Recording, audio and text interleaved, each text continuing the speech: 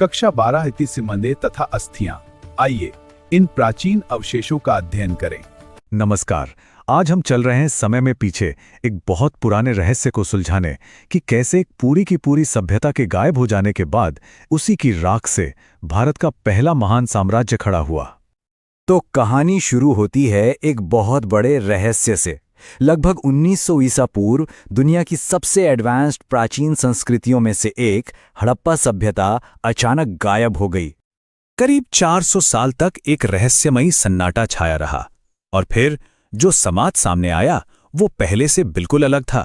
जहां हड़प्पा के लोग बड़े बड़े ऑर्गेनाइज्ड शहरों में रहते थे, वहीं ये नई वैदिक सभ्यता पूरी तरह से ग्रामीण थी, गांव देहात वाली।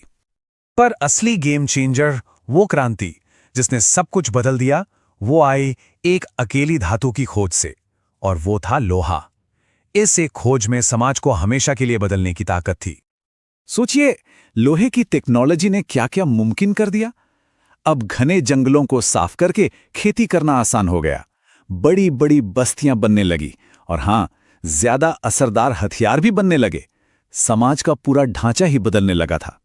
और इस नई टेक्नोलॉजी का असर देखिए, करीब 900 सालों के अंदर समाज पूरी तरह बदल गया। शुरुआती ऋग्वेदिक काल में जहां लोग प्रकृति की पूजा करते थे और राजा की शक्ति पर सभाओं का नियंत्रण होता था, वहीं उत्तर वैदिक काल आते आते ब्रह्मा जैसे देवताओं की पूजा होने लगी और राजा अब निरंकुश शासक बन गए थे। अब जब ताकत का बैलेंस बदला तो एम्बिशंस भी बड़ी हो गईं। अब छोटे मोटे कबीलों की बात नहीं थी, बल्कि बड़े बड़े राज्यों के बीच सत्ता के लिए एक महासंग्राम छिड़ने वाला था। तो इसकी शुरुआत हुई छोटी छोटी बस्तियों से, जिन्हें कहते थे जनपद। नाम का मतलब भी बड़ा सीधा है। जन यानी लोग और पद यानी पैर या स्थान, मतलब वो जगह जहां लोगों ने अपने पैर जमाए। लेकिन फिर वही हुआ जो हमेशा होता है। कुछ जनपद ताकतवर होने लगे और उन्होंने अपने पड़ोसियों को एक एक करके अपने में मिलाना शुरू कर दिया। इस तरह बने महाजनपद यानी महान राज्य।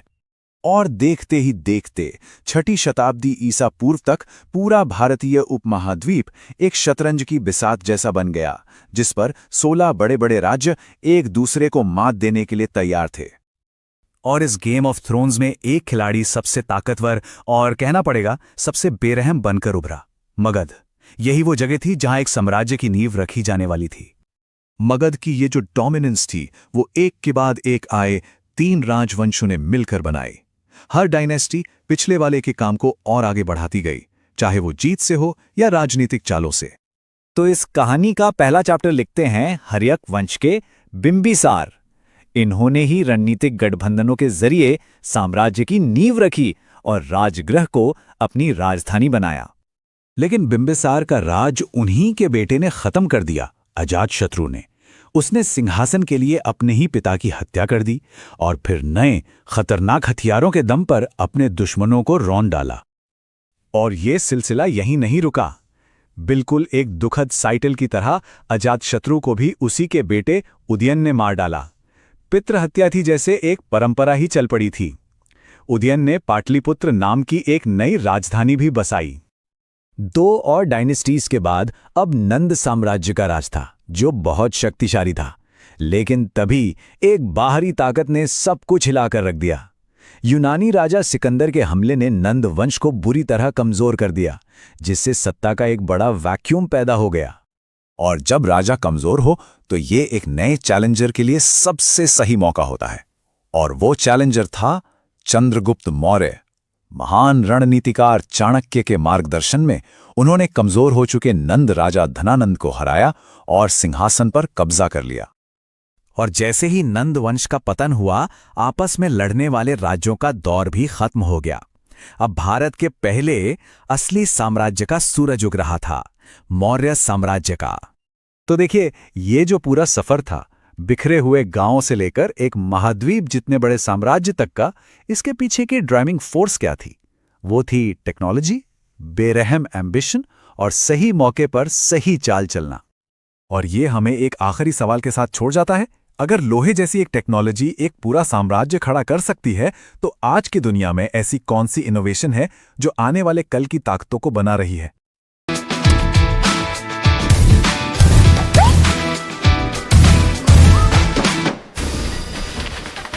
चलिए आज इतिहास के पन्नों को पलटते हैं और चलते हैं एक ऐसी दुनिया में जो हजारों साल पुरानी है। हम बात करने वाले हैं हड़प्पा सभ्यता की। एक ऐसी कहानी जो शानदार तो है पर आज भी एक गहरे रहस्य में डूबी हुई है। जरा कल्पना कीजिए, एक पूरी की पूरी विकसित सभ्यता, उनके शहर, उनकी कला, उनके रीति रिवाज, सब कुछ हमारे सामने है, लेकिन उनकी भाषा, उनके शब्द पूरी तरह खामोश हैं। और यही इस कहानी का सबसे बड़ा रहस्य है।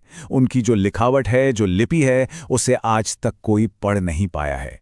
इसका मतलब यह हुआ कि उनकी कहानी को समझने के लिए हमें जासूस बनना होगा और उनके पीछे छोड़े गए सुरागों को एक एक करके जोड़ना होगा। तो ठीक है, चलिए शुरू करते हैं। हमारा पहला और सबसे मजबूत सुराग छिपा है उनके शानदार शहरों के खंडरों में।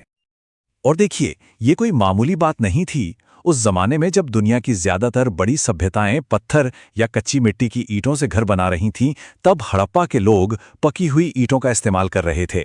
ये ईंटें कहीं ज्यादा मजबूत और टिकाऊ होती हैं। लेकिन असली कमाल की बात तो ये है उनकी सटीकता। हजारों किलोमीटर तक फैले उनके साम्राज्य में हर एक शहर में हर एक ईंट का अनुपात बिल्कुल यही था, 1:2:4। उस दौर के हिसाब से ऐसा मानकीकरण, मतलब ऐसा स्टैंडर्डाइजेशन सच में अविश्वसनीय है। और इस कमाल के स्टैंडर्डाइजेशन का नतीजा ये हुआ कि उन्होंने उस समय की कुछ बेहतरीन इंजीनियरिंग की मिसालें पेश की। मजबूत इमारतें बनाई, शहरों को एक ग्रिड पैटर्न पर बसाया और एक ऐसी अंडरग्राउंड ड्रेनेज व्यवस्था तैयार की जो उस दौर के लिए किसी चमत्कार से कम नहीं थी। और हाँ, इसीलिए इस सभ्यता को सिंधु घाटी सभ्यता भी कहा जाता है, क्योंकि ये सिंधु नदी और उसकी सहायक नदियों के किनारे ही फली फूली। कह सकते हैं कि नदी ही उनकी जीवन रेखा थी। तो ये तो साफ हो गया कि वो लोग बहुत बड़े बिल्डर्स थे, लेकिन सवाल ये है कि वो अपना जीवन चलाते कैसे थे। उनके समाज के पीछे की असली ताकत क्या थी? चलिए अब इसे जानते हैं। इसे ऐसे समझिए, खेती बाड़ी उनके समाज की नींव थी जिससे सबका पेट भरता था। लेकिन जो चीज़ उनके विकास का इंजन थी वो था उनका व्यापार। वो दूर दूर के देशों के साथ व्यापार करते थे और इसी ने उन्हें इतना समृद्ध बनाया। अब इन मणकों जैसी छोटी छोटी चीजों को देखिए। ये सिर्फ गहने नहीं हैं, ये अपने आप में एक पूरी कहानी कहते हैं। ये बताते हैं कि उनकी कारीगरी कितनी उन्नत थी, उनकी कला की समझ कितनी गहरी थी और उनका व्यापार मेसोपोटामिया तक फैला हुआ था।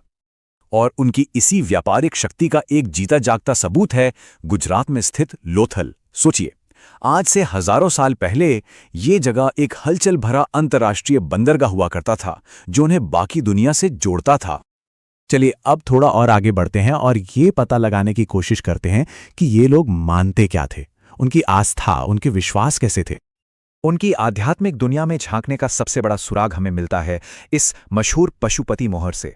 ये एक छोटी सी पत्थर की मोहर है, लेकिन इसमें बहुत कुछ छिपा है। अब देखिए, हमारे पास उनकी कोई धार्मिक किताब तो है नहीं जिसे हम पढ़ सकें, इसलिए ऐसी कलाकृतियां ही उनकी आस्था को समझने की इकलौती खिड़की हैं। ये मोहर एक योगी जैसी आकृति को दिखाती है जो जानवरों से घिरी हुई है, जो शायद उनके किसी देवता या उनके विश्वासों की तरफ इशारा करती है। और इसी के साथ हम घूम फिरकर वापस वहीं आ जाते हैं जहां से हमने ये सफर शुरू किया था, उस अनकहे अनसुलझे रहस्य पर। सोचिए कितनी कमाल की बात है कि हमने एक ऐसी सभ्यता की पूरी कहानी को टुकड़ों में जोड़ लिया है जिसकी अपनी आवाज आज भी हम सुन नहीं सकते। हमने उनकी ईंटों से बात की, उनके मनकों को समझा और उनकी मोहरों का विश्लेषण करके उनकी दुनिया की एक तस्वीर बनाई है। तो हम आज की बात इसी एक सवाल पर छोड़ते हैं, अगर कल को हम उस लिपि को पढ़ पाएं तो वो हमें क्या बताएगी? क्या वो हमें अपने राजाओं की कहानियां सुनाएगी, अपने देवताओं के बारे में बताएगी, या शायद अपने अंत की वो अनकही दास्तां जिसका जवाब हम आज तक ढूंढ रहे हैं? तो चलिए आज चलते हैं समय में पीछे, एक ऐसी दुनिया में जो हजारों साल पहले कहीं खो गई थी। जी हां, हम बात कर रहे हैं दुनिया की सबसे रहस्यमयी और सबसे एडवांस्ड, मतलब उन्नत प्राचीन सभ्यताओं में से एक की, सिंधु घाटी सभ्यता की।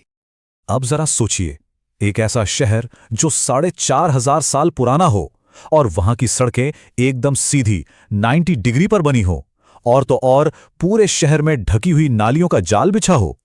सुनने में किसी मॉडर्न सिटी की बात लग रही है ना? पर यह हकीकत थी आज से हजारों साल पहले। सच में यकीन करना मुश्किल है। तो चलिए शुरू करते हैं ये सफर और देखते हैं कि आखिर हड़प्पा सभ्यता इंजीनियरिंग का इतना बड़ा कमाल कैसे थी और क्यों आज भी इसके इतने सारे राज अनसुलझे हैं। देखिए, ये कोई तुक्का नहीं था, ये एक सोचा समझा मास्टर प्लान था। सड़कों का ये जो ग्रिड पैटर्न है, जहां हर सड़क दूसरी को एकदम 90 डिग्री पे काटती है, ये उनकी कमाल की अर्बन प्लानिंग को दिखाता है। और ये उस जमाने की बात है जब दुनिया के ज्यादातर शहर तो बस जैसे तैसे बिना किसी प्लानिंग के बसते जा रहे थे। ऐसे में इतनी प्रिसिजन सोचना भी मुश्किल है। और बात सिर्फ सड़कों की नहीं है, शहर की बनावट में भी एक कमाल का सिस्टम था। शहर को ना 2 हिस्सों में बांटा गया था। एक हिस्सा जो ऊंचाई पर था, जिसे दुर्ग या सिटाडेल कहते हैं। माना जाता है कि यहां शासक वर्ग या फिर पुजारी वगैरह रहते होंगे और बड़े बड़े अनुष्ठान होते होंगे। और फिर था निचला शहर, जहां आम जनता बसती थी। ये साफ साफ दिखाता है कि उनका समाज कितना ऑर्गेनाइज्ड और वेल स्ट्रक्चर्ड था। और कहानी यहीं खत्म नहीं होती। कमाल की बात तो यह है कि हर घर पकी हुई ईंटों से बना था और सारी ईंटें एक ही साइज की। इसका मतलब क्या हुआ? इसका मतलब ये कि उनका एक प्रॉपर स्टैंडर्ड था कंस्ट्रक्शन का। और जो बात सबसे ज्यादा हैरान करती है वो है उनका ढकी हुई नालियों का सिस्टम, उनका ड्रेनेज सिस्टम। ये दिखाता है कि पब्लिक हेल्थ और साफ सफाई को लेकर उनकी सोच कितनी आगे थी। एक ऐसी सोच जो दुनिया के कई हिस्सों में तो हजारों साल बाद आई। अच्छा, एक सवाल मन में आता है, इतने बड़े बड़े, इतने शानदार शहर, इनको चलाने के लिए, इन्हें मेंटेन करने के लिए पैसा कहां से आता था? रिसोर्सेस कहां से आते थे? तो इसका जवाब है उनका जबरदस्त ट्रेड और इकोनॉमी। चलिए अब एक नजर डालते हैं उनके व्यापार पर। हड़प्पा के लोग सिर्फ ब्रिलियंट इंजीनियर्स ही नहीं थे, वो कमाल के कारोबारी भी थे। उन्होंने जमीन और समुद्र दोनों रास्तों से एक बहुत बड़ा ट्रेडिंग नेटवर्क खड़ा किया था। और ये नेटवर्क सिर्फ आस पड़ोस के इलाकों तक ही नहीं, बल्कि उस वक्त की दुनिया की दूसरी बड़ी बड़ी सभ्यताओं तक फैला हुआ था। तो सवाल ये है कि वो ट्रेड किस चीज का करते थे? उनके पास बहुत कुछ था। कीमती पत्थरों से तराशे गए खूबसूरत मनके, जानवरों की तस्वीरों वाली वो रहस्यमयी मोहरें जिनके बारे में हम आज भी पूरी तरह नहीं जानते। और हां, तांबे और कांसे के बने औजार और गहने। ये चीजें सिर्फ बेचने का सामान नहीं थीं, ये उनकी कला, उनकी क्राफ्ट्समैनशिप का बेहतरीन सबूत है। और इस पूरे ट्रेडिंग एम्पायर का जो सेंटर था, जो दिल था, वो था लोथल का बंदरगाह।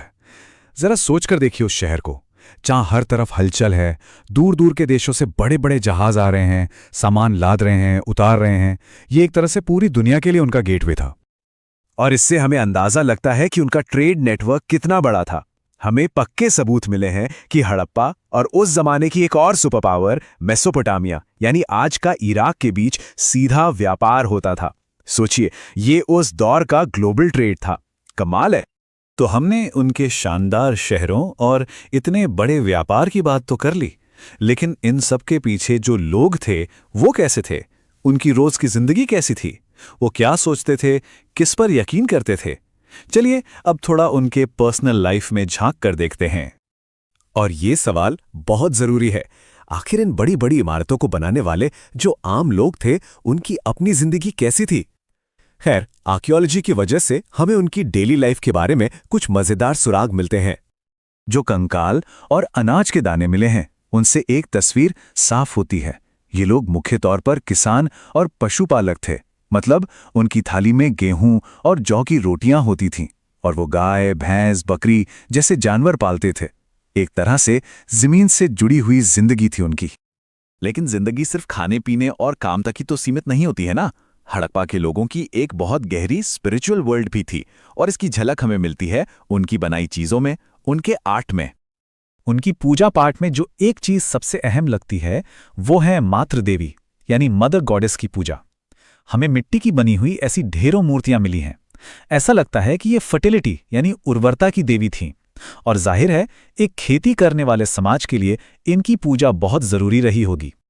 और फिर आती है शायद उनकी सबसे फेमस और सबसे रहस्यमय चीज, ये पशुपति मोहर। इसमें देखिए एक देवता है जो योगी की तरह बैठे हैं और उनके चारों तरफ जानवर हैं। कई स्कॉलर्स का मानना है कि ये हिंदू धर्म में भगवान शिव का ही एक शुरुआती रूप हो सकते हैं, प्रोटो शिवा। ये चीज हमें उनकी आस्था की गहराई के बारे में बहुत कुछ बताती है। तो कुल मिला के उनकी स्पिरिचुअलिटी सिर्फ देवी देवताओं तक ही सीमित नहीं थी, वो नेचर से यानी प्रकृति से भी बहुत गहराई से जुड़े थे। हमें उनकी मोहरों पर पेड़ों और जानवरों की इतनी तस्वीरें मिलती हैं जिससे लगता है कि वो इनकी भी पूजा करते थे। ये दिखाता है कि वो मानते थे कि इंसान और प्रकृति एक ही सिक्के के दो पहलू हैं। तो हमने क्या देखा अब तक? एक ऐसी सिविलाइजेशन जो अपने वक्त से मीलों आगे थी, लेकिन फिर भी आज भी जिसके चारों ओर रहस्यों का पर्दा है। तो सवाल यह है कि इस अधूरी कहानी से हम क्या समझ सकते हैं? तो एक बार फिर से देखें तो जबरदस्त प्लान्ड सिटीज, एक ग्लोबल ट्रेड नेटवर्क और एक गहरी स्पिरिचुअल लाइफ। हड़प्पा सभ्यता ने एक ऐसी लेगेसी छोड़ी है जो आज भी हमें हैरान कर देती है। ये सारी चीजें एक महान सभ्यता की ही निशानियां हो सकती हैं। लेकिन इन सब के बावजूद बहुत बड़े-बड़े सवाल अब भी बाकी हैं। सबसे बड़ा सवाल उनकी लिखावट। हम आज तक उसे पढ़ नहीं पाए हैं। हम ये भी नहीं जानते कि इतनी एडवांस्ड सिविलाइजेशन अचानक से खत्म कैसे हो गई। और शायद यही इस पूरी कहानी का सबसे बड़ा टेकअवे है कि इतिहास हमें सब कुछ नहीं बताता, वो हमेशा अपने कुछ राज बचा कर रखता है। शायद इसीलिए ताकि हम हमेशा सवाल पूछते रहें, खोजते रहें और अपने अतीत से सीखते रहें।